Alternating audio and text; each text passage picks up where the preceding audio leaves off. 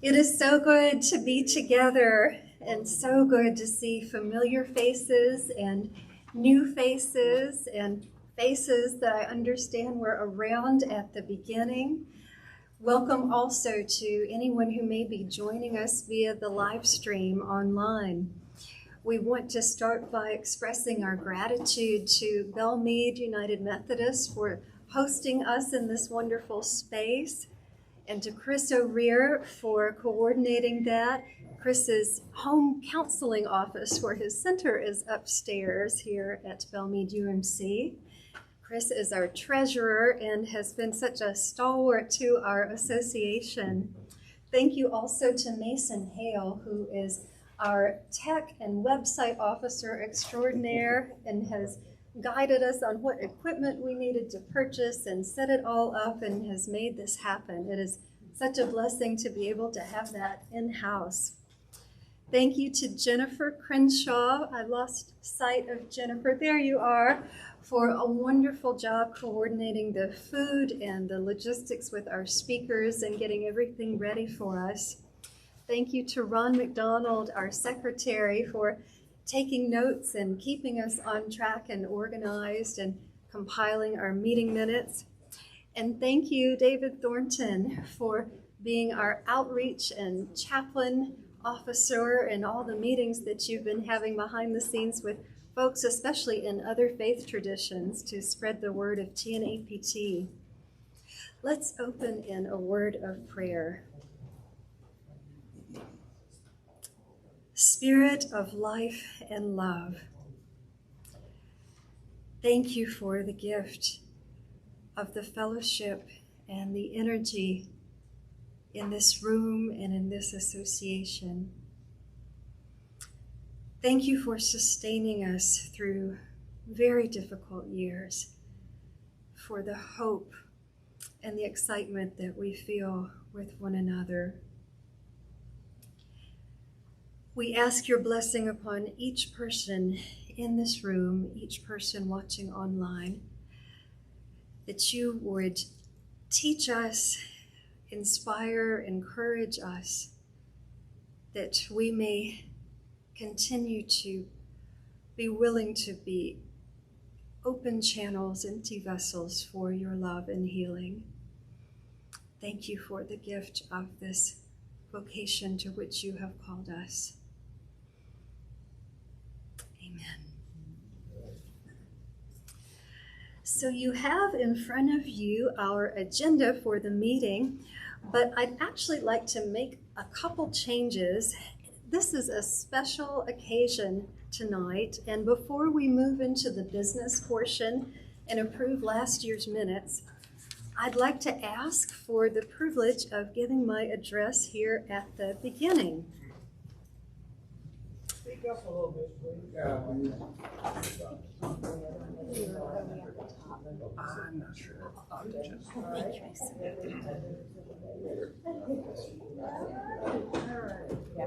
May divine love be with you. And also with you. Happy anniversary, dear ones. In 1994, Richard Bruhl sent out a memo to all AAPC affiliated and other fee-for-service pastoral counselors of Tennessee regarding Tennessee Pastoral Counseling Organization and Legislative Initiatives. The meetings and conversations that fall resulted in the formation in the following year of this very association.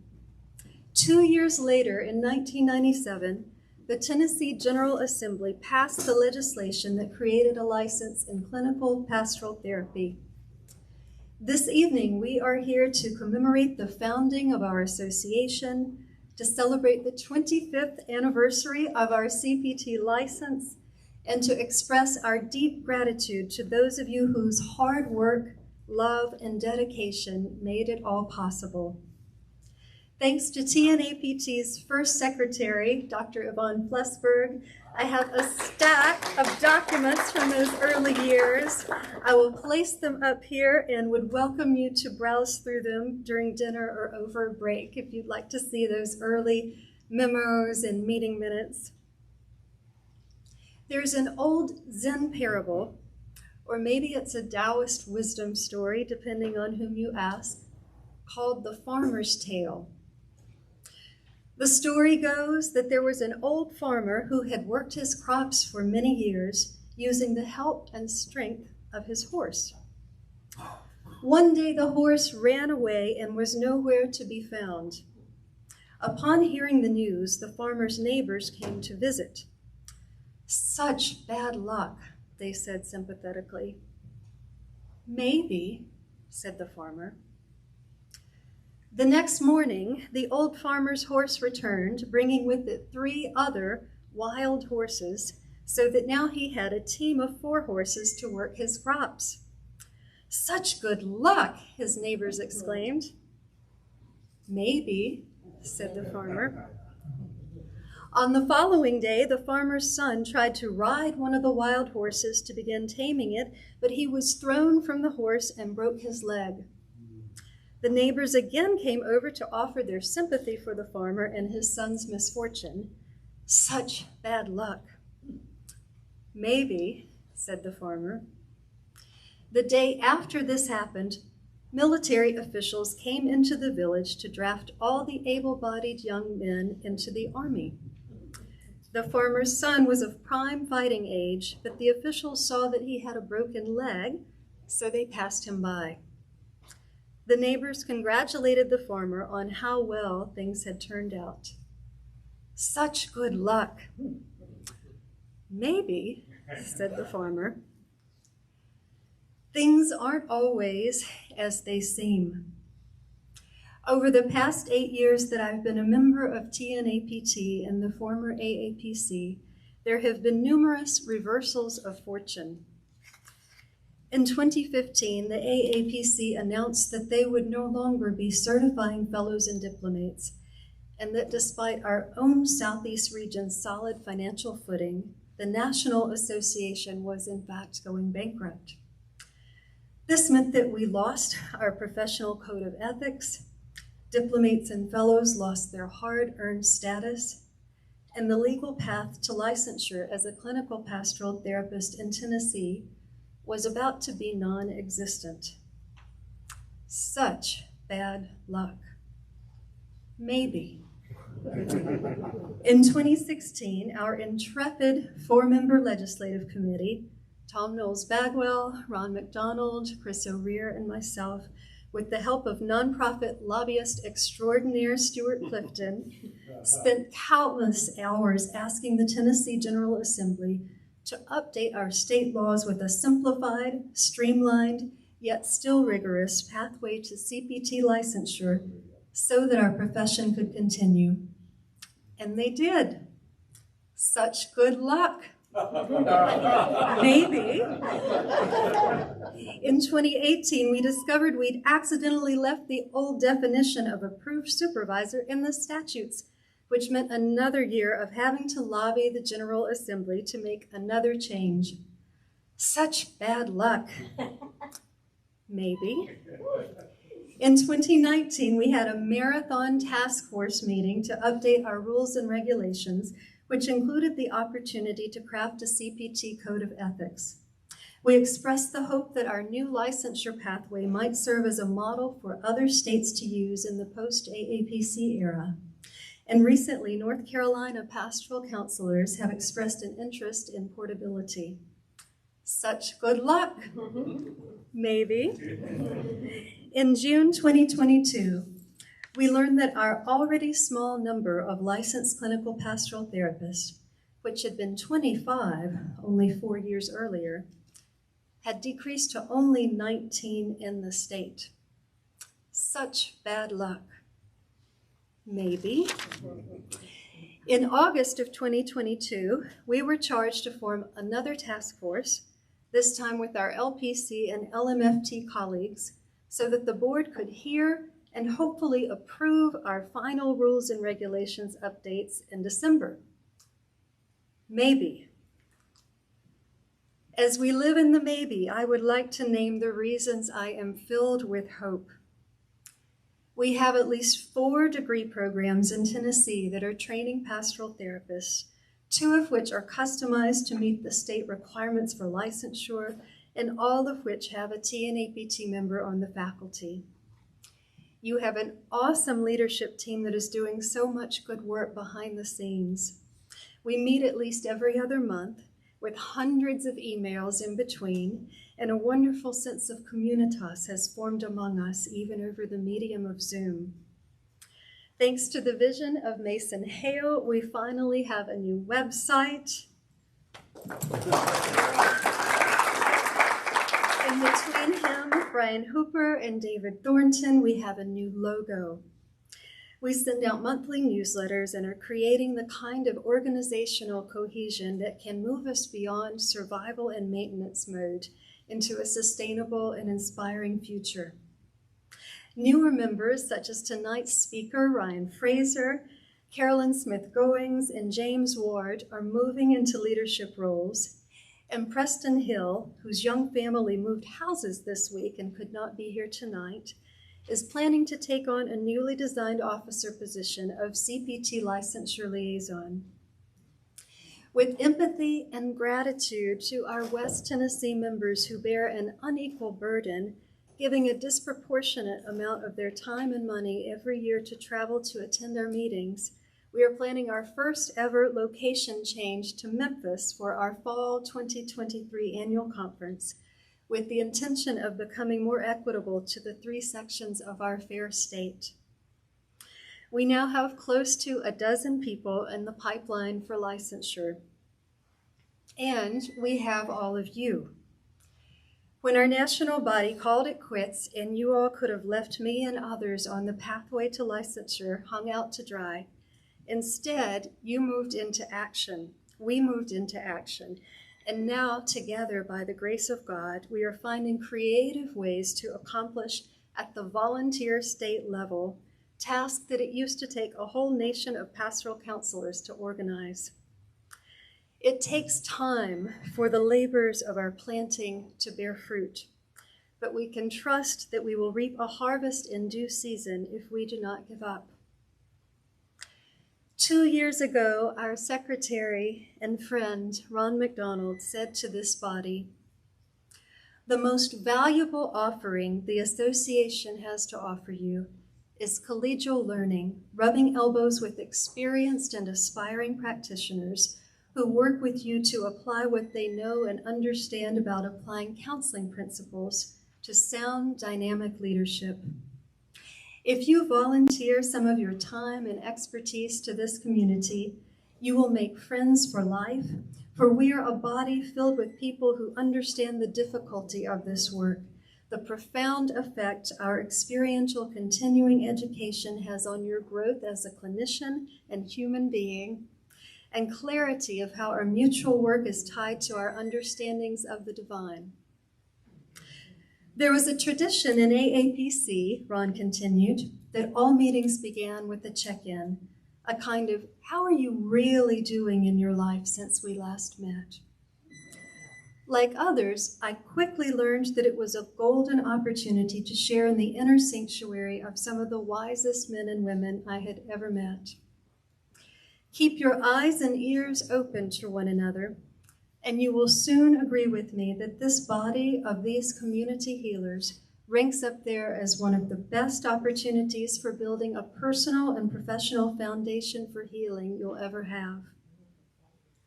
Ron has encouraged us, keep your eyes and ears open to one another.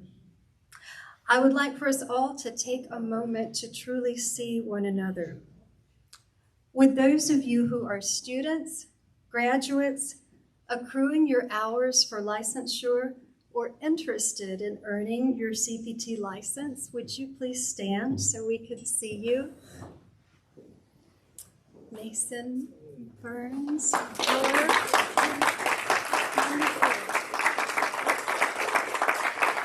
Beloved and esteemed colleagues, those are your supervisees. Would those of you who are licensed, willing, and available to supervise, please rise. Pre-licensed students and graduates, future respected colleagues, these are your mentors and supervisors.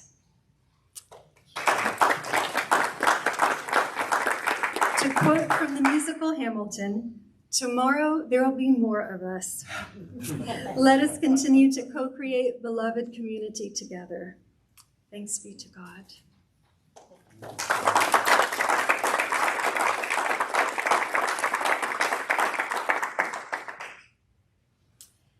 We'll now begin the business portion of our meeting. And if anyone needs to participate virtually, I think the thing to do is type a comment or email you, Mason. Is that correct? All righty.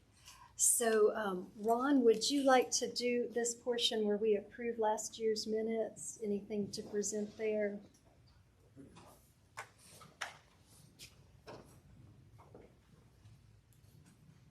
If you had a chance to read through the minutes from last year, I'll say what I noticed. I didn't notice that much that's worth lifting up. There aren't too many mistakes that can be made when we didn't do that much other than collegial meetings with one another. We didn't have any major issues to wrestle with, which is good. And but if there's anybody that wants to change something in the minutes, now's the time to speak. Westberg with an E at the end, please. Okay. It's always those Germans. The Wartburg, they try to take precedent, but we know we just have to stand up for the E's. Done. Thank you. It just could be replicated. That's the only reason I mention it. You know, starts here, 10 years from now, I can still be carrying you. That's it. Thank you for your work, though. Okay. Do I have a motion that we approve these minutes from last year? So moved. Do I have a second? Second. All in favor? Aye. Any opposed? All righty. And now, Chris, could you please give the treasurer's report? Maybe.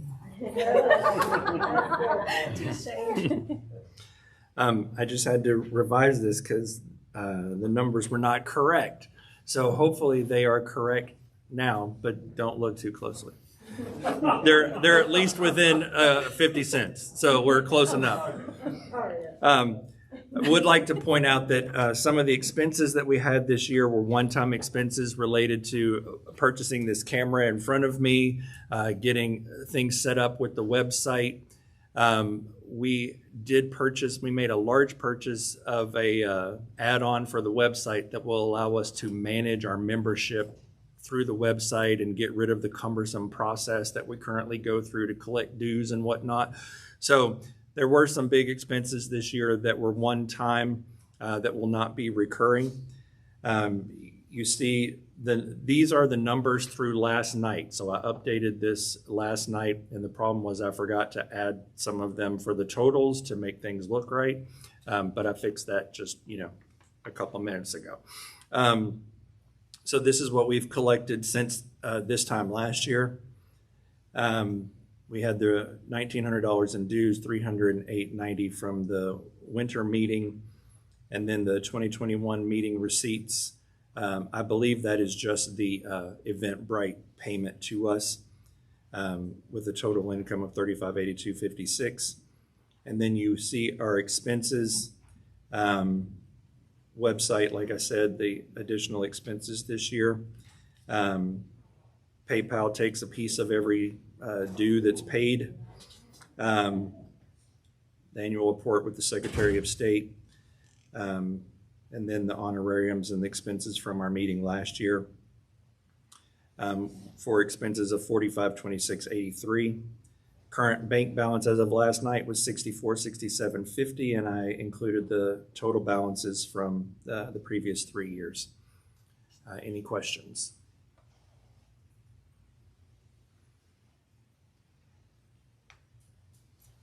Okay, we're gonna go with that. All right, thank you, Chris. Do I hear a motion that we accept this treasurer's report and budget? Thank you. And is there a second? Second. All in favor? Aye. Aye. Any opposed? All righty. So now we have come to the time where we vote on new officers. But first, I would like to say a huge thank you to 3 officers who are completing their second terms. Jennifer Crenshaw has been such a delight. Oh, she's in the kitchen right now getting our food ready, but she has been kind and affirming and steady and dependable and has just been wonderful, wonderful to work with. And so I very much appreciate Jennifer. And we are excited that tonight's speaker, Ryan Fraser, is willing to step up and be our next vice president. I'm completing my first term as president, and so unless someone else would like to step into the role, I'm willing to do a second term. And then my understanding is Ryan might be willing to take over after that. Maybe, that's right, yes. What was that? Oh, it was that with Ron Johnson. Okay, and Ron McDonald has been a delight as our secretary. Ron is someone who always comes up with creative and resourceful solutions for whatever it is that we need at the moment. And I really appreciate his wisdom and grace and equanimity. So thank you, Ron, for your service. And we're excited to have Carolyn Smith Goings, who is willing to become our next secretary. And she has already made wonderful contributions and has an eye for detail and incredibly sharp intellect. And we are very much looking forward to having her on board. And Chris, thank you for being our treasurer. We are in the middle of Chris's term, so and same thing with Mason, so we don't need to vote on any changes there. There is one change that happened that I forgot to take off before these were printed. So where you see CPT licensure liaison Preston Hill and David Thornton, we're actually just voting on Preston Hill, and I'll explain more about the CPT Rules Committee, which David will also be on in a moment. Preston is the one whose family moved this week. He's earned a faculty at Richmond, and I believe is in charge of their DMIN program and pursuing dual licensure as an LPC and an LCPT. So he is very excited to get involved in this capacity. He is long distance, so Chris and David and others of us will be the boots on the ground, but he's prepared to attend via live stream the licensing board meetings and such fun things as that. And thank you to David Thornton for being our chaplain and our outreach officer and supporting people in ways that go unseen, because sometimes there are private prayer requests, there are meetings that have been happening with nuns and rabbis, and I think possibly an imam, or at least you reached out to one, and other folks as we try to bring more diversity to our association. Really appreciate the work that you've been doing in the community, and we're excited and grateful to have James Ward, who is willing to step into the chaplain role for this next year. Are there any questions about the officer positions before we vote on this new slate? Okay. Yes, Ron. Ron Johnson and I have both been presidents of this organization, and we've had an ongoing argument about who is the better president. That's just between the two of us, though, right? We all vote for Ron. And then Laura came along, Oh. and frankly, Laura, in our judgment, is the best president we've ever had in this organization. No offense. Started the leadership team and kept people engaged and answered questions and knows what's going on better than any president I've seen in this organization, including this one right here. Thank you. Oh, thank you so much, Ron. Thank you. So I would ask, would anybody make a motion for us to approve this new slate of officers? Yvonne, thank you. And a second? Second. Thank you. And all in favor? Aye. Any opposed? All right, the motion carries. And connected with what we were just talking about with the CPT licensure liaison, we are creating that position because there's just a lot of work involved at the moment in communicating with the board and staying abreast of changes that are happening. We've been trying to get our rules updated since the statutes were changed in 2016, and we've had a perfect storm of variables from the pandemic to the attorney's computer crashing and losing things to just lots of things that have delayed that. But all three licenses in our board, LPCs, LMFTs, and ourselves, need to update the rules. So they have asked us to have a task force and do it all together and try to make them as uniform as possible. So that's where we are in that process. And I would like to propose that we establish a CPT rules committee. I'm not sure how long the process will take for that. I'm willing to chair it, and Preston and Tom Knowles-Bagwell, Chris, David, and any others who might like to volunteer to be on the committee. Would anybody be interested in joining us before we vote to set this up? We have enough, but we certainly don't want to leave anybody out who might want to. What would be the name of the committee again? I was calling it the CPT Rules Committee.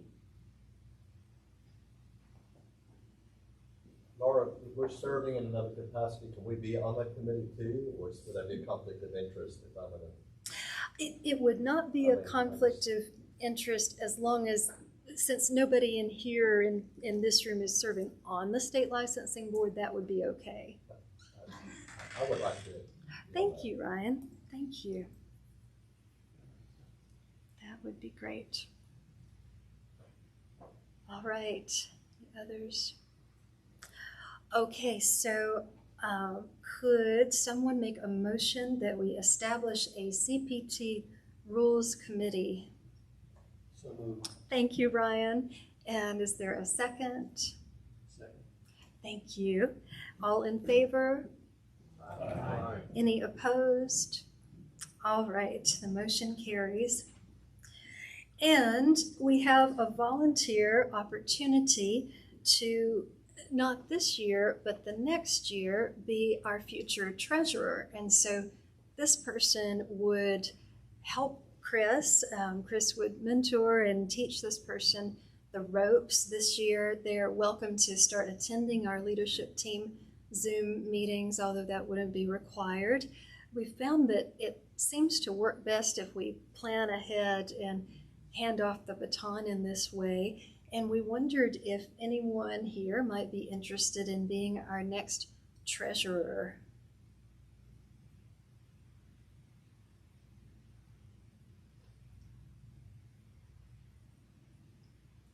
Or we will put out the call over some newsletters and see if we get any interest. And I will say it's a fun team to be a part of. The detail work is a little bit probably tedious, but if you're someone who is good with numbers and someone who's organized, you would do just fine at that role. So we will circle back to that question soon in future emails. Do we have any recommendations now for our speaker next September? And Ron, have we confirmed yet that we can have that at the seminary, or are we still waiting? Give me an informal confirmation. We should have to go through channels, but it sounds pretty easy. Say yes. Excellent. So to fill y'all in, Ron has gotten a tentative informal confirmation from Memphis Theological Seminary that they can host us in the fall, and we'll be up for ethics this year. And Yvonne has... No, that's the point. Thank you. Oh, okay, yes. Every 2 years we have to have hours in ethics in our continuing education. Any ideas? What is going to be the impact on attendance for going to Memphis? I'm all for that. I've always felt badly that we kind of hogged that position here in Middle Tennessee. But it's a big state too. I mean, if you're talking about drawing anyone from Knoxville or east of Knoxville, I mean, you're talking about a 400-mile trip.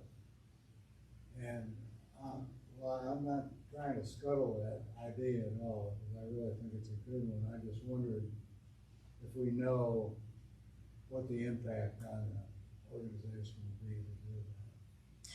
I think that's an excellent question, and I'm not sure we could take an informal, maybe show of hands just to give a little more context. The idea had been that we would start rotating and have Middle Tennessee perhaps every other year, and then on the off years have either West Tennessee or East Tennessee.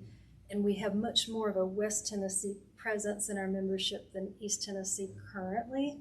It's worth a try. Yeah, but thank you for that concern, because I think that is valid. How many do we have online now? One. Oh, okay. Glad you all are here. And I know this is not news to the leadership team, but it may be the first time that most of y'all are hearing this, depending on if you check the newsletters. Rough show of hands of who would be willing from the Middle Tennessee area to travel. Or do we have anyone from East Tennessee here tonight? East Tennessee. Oh, yes. Okay. So, Yvonne, I saw your hand. I know that I'd be willing. David, others. Okay. So that, maybe not everyone, but that seems like a good showing, especially for the first time. The dean of Memphis Theological Seminary is Pete Gaffney, and he's an ethicist.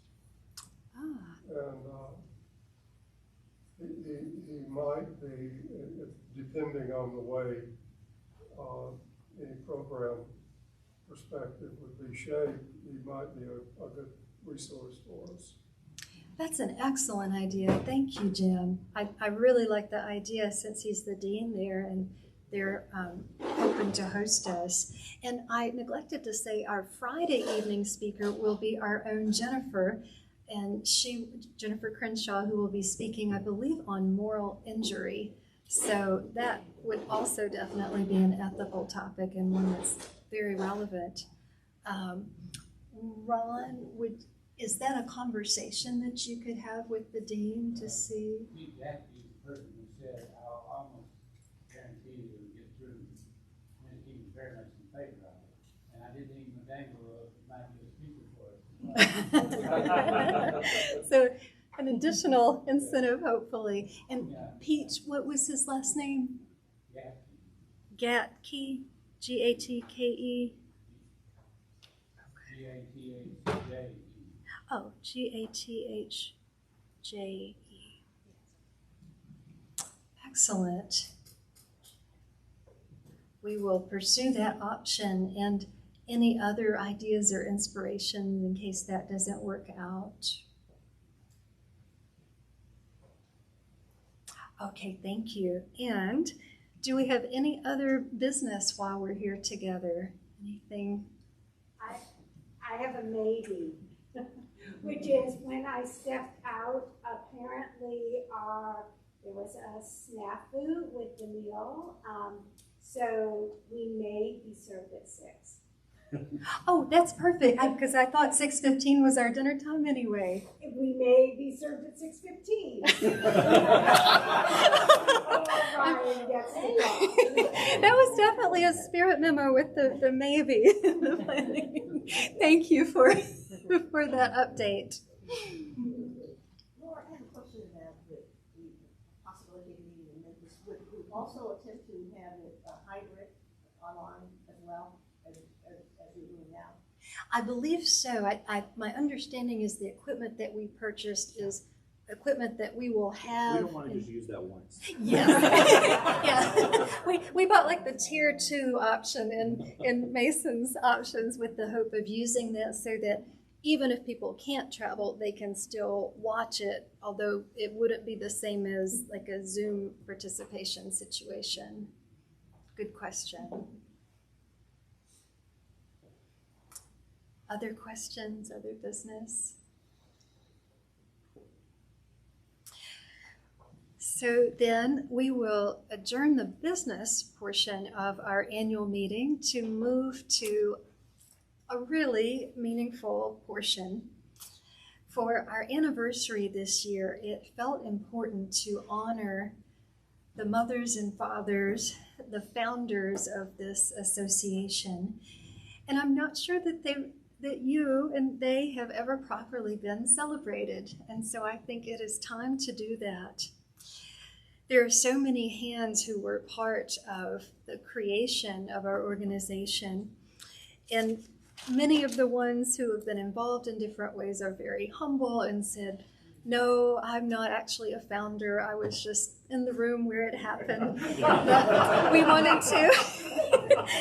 wanted to include everyone who was in those early meetings. And so we've gone back through those meeting minutes of the first few gatherings and compiled a list, and we made certificates for them. And so some of you are in the room tonight, and I'll call your name and would love for you to come forward and receive your certificate.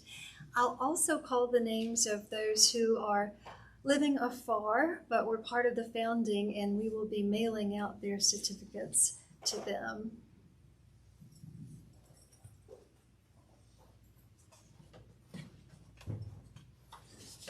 And Laura, rather than disrupt the flow, I just bring from Tim Glover, whose name will be called. He had hoped to be here. He has a friend who is in hospice, and he's gone to be with him out of state. But he has moved back into the area. He's in the Gallatin area, and he sends greetings to everybody and sorrows that he's not sitting at table with friends. Thank you for bringing that. I hear very good things about Tim Glover. So I will call out the names along with the titles that people have requested. Our first founder was Beverly Ball. Then Richard G. Brule, PhD.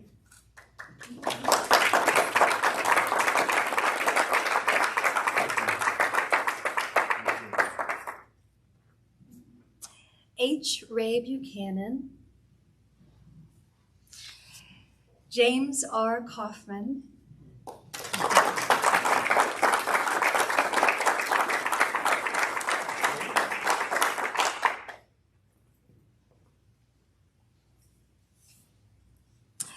Jennifer Crane Crenshaw,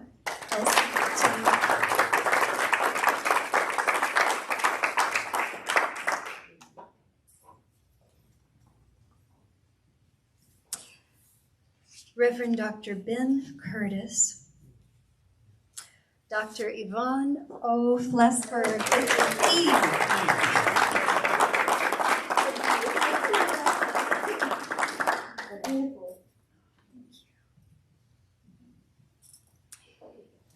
Timothy L. M. Glover,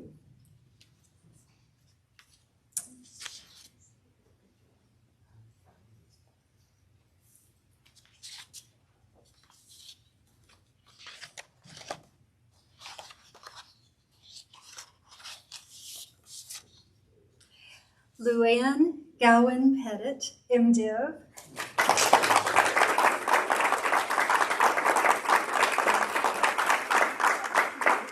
You've come a long way, haven't you? From Asheville. Asheville, that's wonderful. Thank you. You've heard, the road to a friend's house is never long, and that's how I feel. Aww. Reverend Dr. Cindy Jacobson, Ron Johnson, PhD,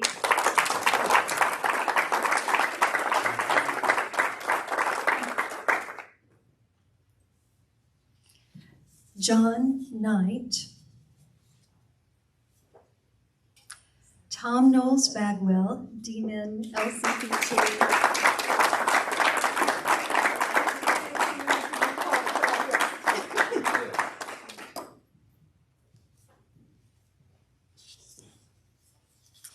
Murphy C. Martin, D-Min Pastoral Counselor. Two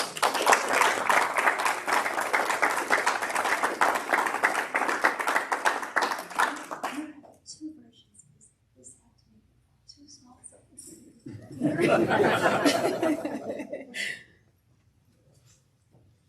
Lynn Harris Milam, LCPT, LMFT. And I understand that Dorothy Owens is deceased. Yes. James L. Philpott, THD. Sister Eileen Mary Pistor, RSM.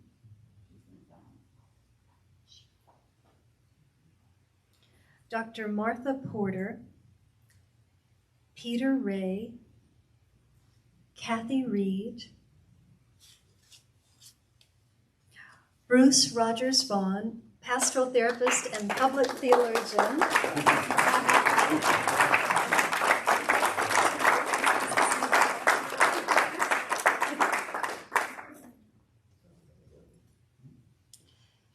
The Reverend Dr. Donna Scott, Reverend Rodney Spencer, and Bill Walker.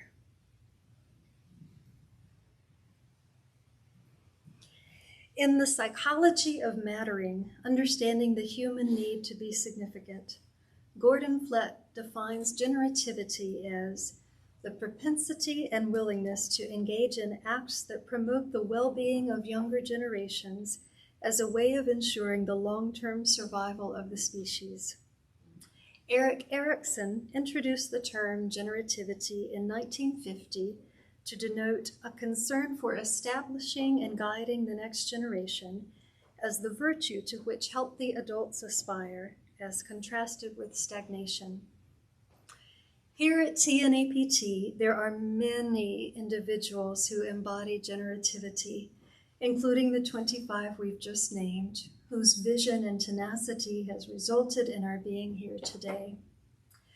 As we pondered how best to celebrate the formation of our association and the 25th anniversary of our license, we came upon the idea of establishing a Generativity Award. We invited the 10 founders who are still active members of TNAPT to nominate the person after whom the award will be named as a way of honoring their legacy and introducing them to future generations.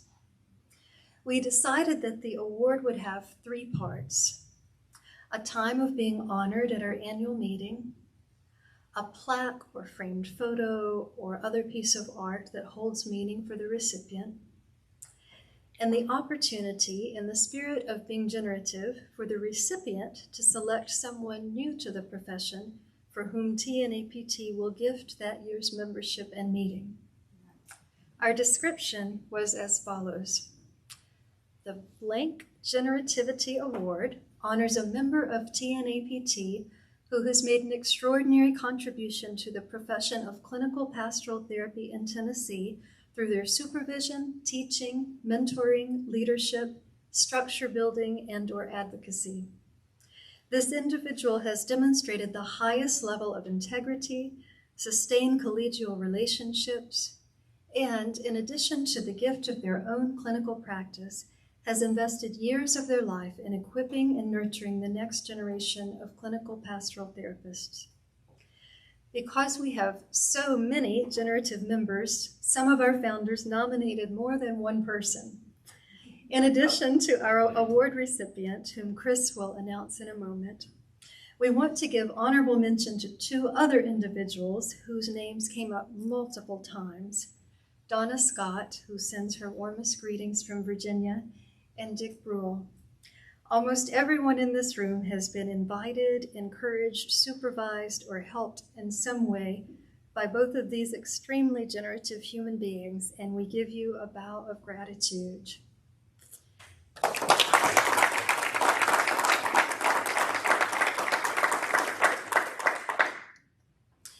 However, there is one particular person whose name came up the most, without whom we would not be able to do the work we do with the blessing and sanction of our state.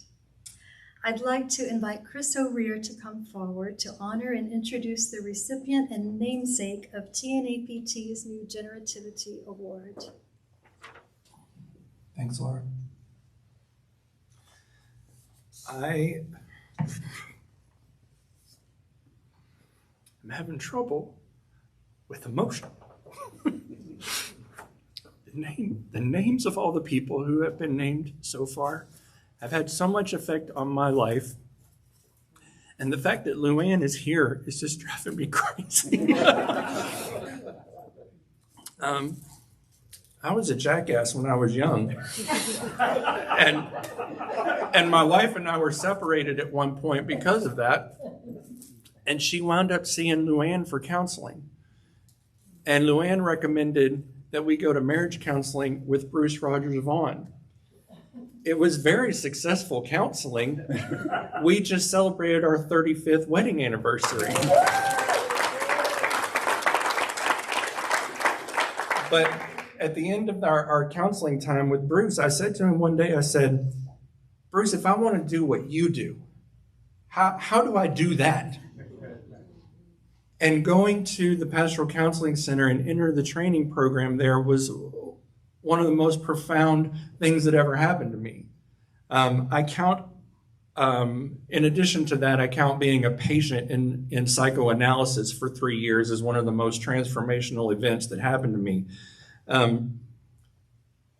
But that training program at the Pastoral Counseling Center was by far one of the most transformational things. And I think if Luann had not referred me to Bruce and I had not had that experience with Bruce, I would, it's just like the domino effect. So the people in here are just, it's overwhelming to me tonight. But I was blessed by so many of you as part of that training program. Some of the most profound moments that I had in that training program came while I was in the supervision and instruction of Tom Knowles Bagwell. Not too long ago, I reread Merle Jordan's book, Taking on the Gods, a book that I read in Tom's course on spiritual integration. And I was struck how many things in that reading are things that I just accept now as part of who I am and how I do what I do and how I define what therapy is. The ideas outlined in that book and that we talked about in our wonderful conversations in that class have shaped me in ways that have had a lasting effect. The experience of theological reflection on the stories in Yalom's book, Loved Executioner, were some of the most memorable conversations in my learning. And Tom also supervised much of my early clinical work. It was in my work with a couple in which the husband had been diagnosed with terminal cancer that Tom helped me identify my fears of death and helped me confront my own mortality in ways that I don't think I had before. And I don't recall how long I cried in your office that day, but I remember I cried a lot in your office that day. And I believe that conversation was one that you used for your clinical piece for your diplomate work, if I'm not mistaken. It was profound. I know how my life has been changed by my time with Tom.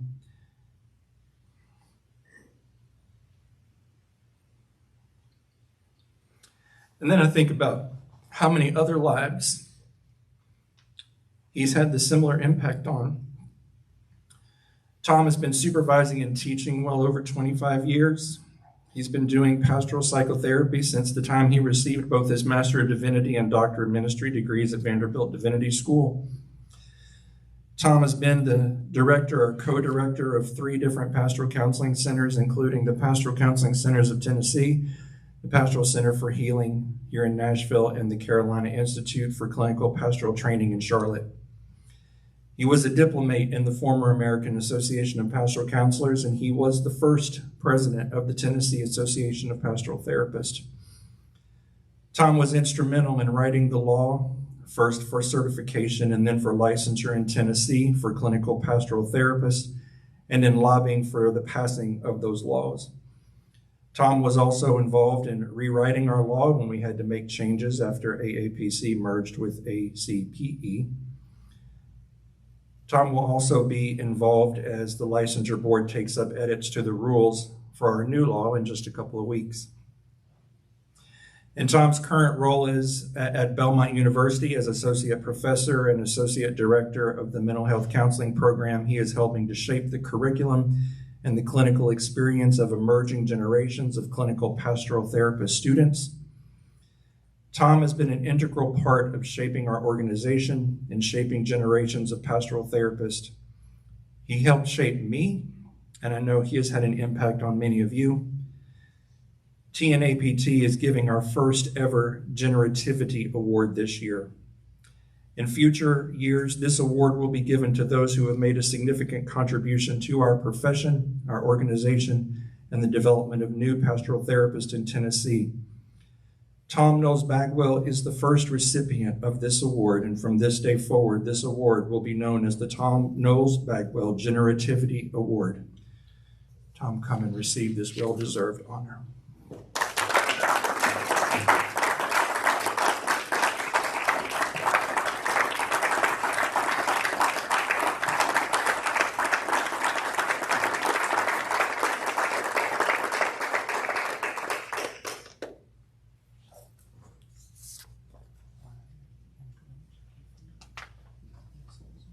Somebody should take a picture, Chris. Please. There we are. Thank you so much. You want to say something? Where's the microphone?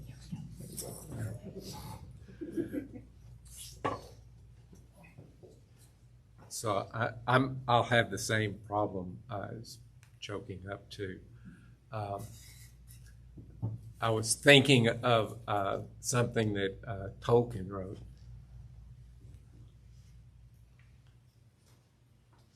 So I will have to change it just a little bit, but 27 years is far too short a time to live among such fine and noble colleagues. And we did a good thing together. We did a really good thing together. And I've just been proud to be a part of this for all these years. I count it an honor and great fortune. No maybe. No maybe. So a friend of mine told me earlier today to say thank you and then shut up. So that's what I'm going to do now. Thank you.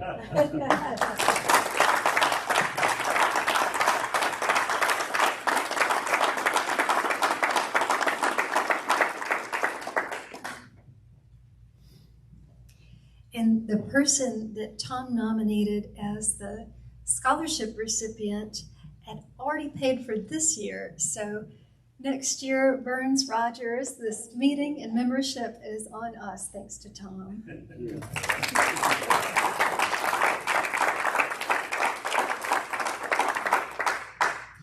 And Jennifer, do we know any more about our meal status, or is that still in the maybes? No, we do not. So this is apparently, I received a call from DoorDash who went to pick it up, and somewhere it was not done correctly. So they're making everything very fresh, but I'm not sure when it's coming. Okay, so it's on the way, but we don't have an ETA at this point? Nope. Okay. Well, we have some snacks if you're hungry, and we have some time to fellowship. And if our outgoing chaplain, David, would pray over our meal in faith that it shall be delivered. With a few fish and a few loaves. God of all divine love, we give you thanks for everything you have done to bring us here together tonight. Thank you for the food that is on its way and will drop like manna from the sky. May your presence be among us for the rest of this night and tomorrow. We give it all back to you with thanks. In Jesus' name, amen. Amen.